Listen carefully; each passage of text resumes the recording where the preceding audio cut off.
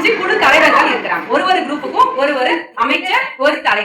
இப்ப இதனோட முக்கியமான பணி என்ன அப்படின்னா, ஒவ்வொருத்தவங்களுக்கும் ஒரு டிபார்ட்மெண்ட் கொடுத்துருக்காங்க. 5 டிபார்ட்மெண்டா பிரிச்சிருக்காங்க. அவங்க வந்து அது சம்பந்தமான ஆக்டிவிட்டிஸ் ஒரு மாசம் பண்ணணும். நாங்க அதற்கு மதிப்பெண் கொடுப்போம். எந்த குழு வின் பண்றாங்க அப்படின்னு ஒரு மாசமும் நாங்க அறிவிப்போம். இப்ப 5 தலைப்பு இருக்கு. என்னென்ன அப்படின்னா, கல்வி அமைச்சகம் அப்படின்னு ஒரு தலைப்பு, மாணவர் நலன் மற்றும் பாதுகாப்பு அமைச்சகம், தகவல் மற்றும் தொடர்பு அமைச்சகம், சுற்றுச்சூழல் மற்றும் காலநிலை மாற்ற அமைச்சகம், சுகாதாரம் மற்றும் தூய்மை அமைச்சகம். இந்த மாதிரி 5 அமைச்சகம் பள்ளியின் மாணவர் பாராளுமன்றத்தின் நம்பிக்கை வைத்து பள்ளியிற்கும் கொண்டு ஆற்றுவேன் என்று உறுதிமொழி ஏற்கிறேன்.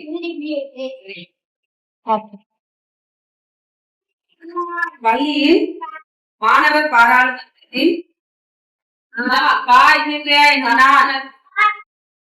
பள்ளியில் மாணவர் உறுதிமொழி ஏற்கிறேன்.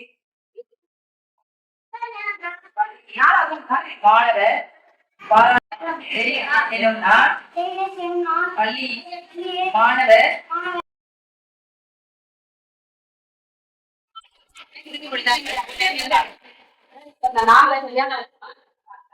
குழு தலைவர்களுக்கான உறுதிமொழி. நாங்கள் மாணவர் குழு தலைவர்களாக மகிழ்வுற்றத்தில் உயர்ந்த மதிப்புகளை உறுதியாக நிலைநிறுத்துவோம்.